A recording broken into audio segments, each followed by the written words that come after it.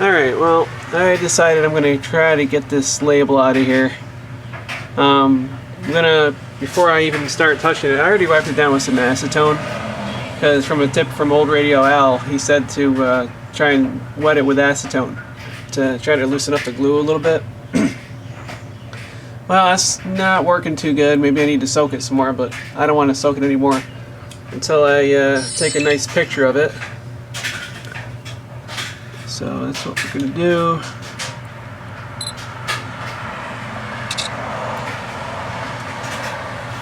I'll try to take a couple of pictures of it, try to get as clear as possible, just in case I ruin this label when I take it out. At least I got something that I can reprint it with. So we're going to take a couple more pictures. Alright, well, I got a clear picture taken of it. And as you can see, you can read everything. And I can also put it in Photoshop and clean it up, try to remove some of this crap on it, make it look nicer. So I think that ought to work good, just in case I ruin the label somehow. And so yeah, we're gonna try and get that off. Acetone doesn't seem to be working that great. I can also try like heating it up, steaming it, you know, with an iron, but I don't know if I can fit an iron in there.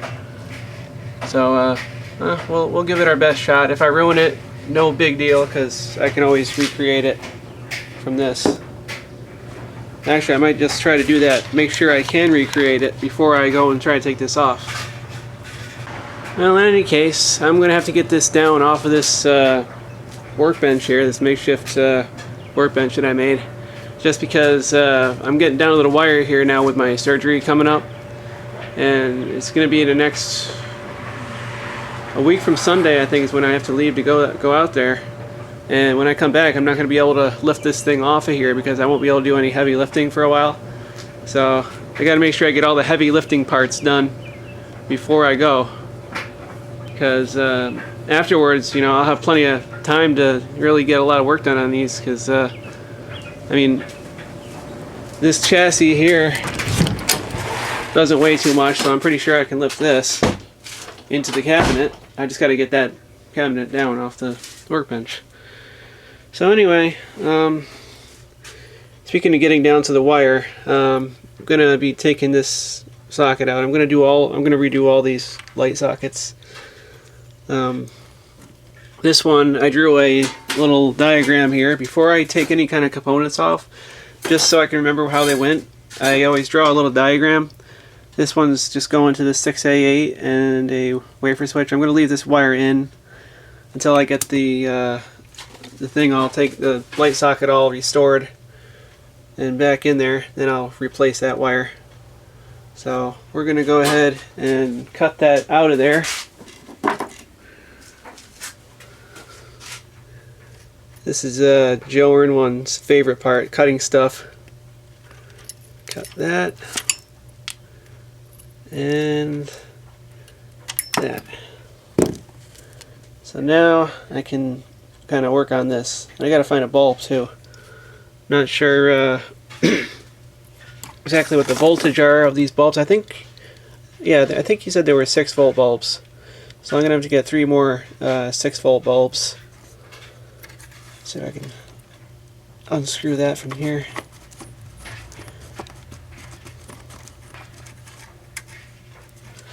Well, yeah, I'm going to unscrew that from there. And you can see on the schematic, I already ohmed out everything here.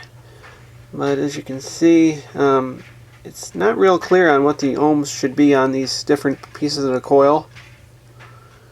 They all checked out pretty good though. And I checked these resistors. They all checked out good. Even this dog bone one right here, that's still within tolerance, so I think I'm going to leave that in there. That's a 220 ohm.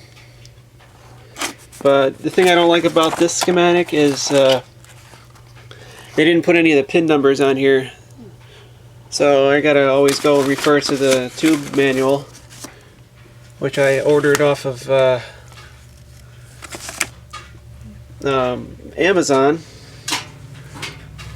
and you can see it back there. It's kind of, the radio's leaning against it, so I don't want to take it out. But at least it's an RCA, so all the RCA tubes are in there. So anyway, we're just going to kind of slowly work on this a little bit, get it cleaned up, and go from there. Check it for shorts and everything. Alright, well, I decided to work on this light socket a little bit, and you can see in there I've got a little tab right there, and if you pry that up you have a little rivet, and I guess it's riveted together like this. So I kind of tested this for shorts and whatever, and there is seems to be a short between this out here and this. It's connected to the chassis here. So this thing's probably shorting out all over the place. It was a high resistance, but nevertheless it's still a short. So I got to get some little nylon washers and maybe one of those wall anchors like what John was saying, that will go in there. And I don't have any of that stuff yet, so I got to go out and get them. But I figured I'd just take this apart now and have it ready for when I get the new parts. And you can see once you pry up the little tab in there, you can see the rivet. I'm gonna have to drill that out. Okay, well, I got this all drilled out. Here's all the parts. All I gotta do is get a couple of new washers and see if I can find one of these those split rivets that will go into here, and a wall anchor, which would work nicely to replace the insulator around this, and we should be good to go.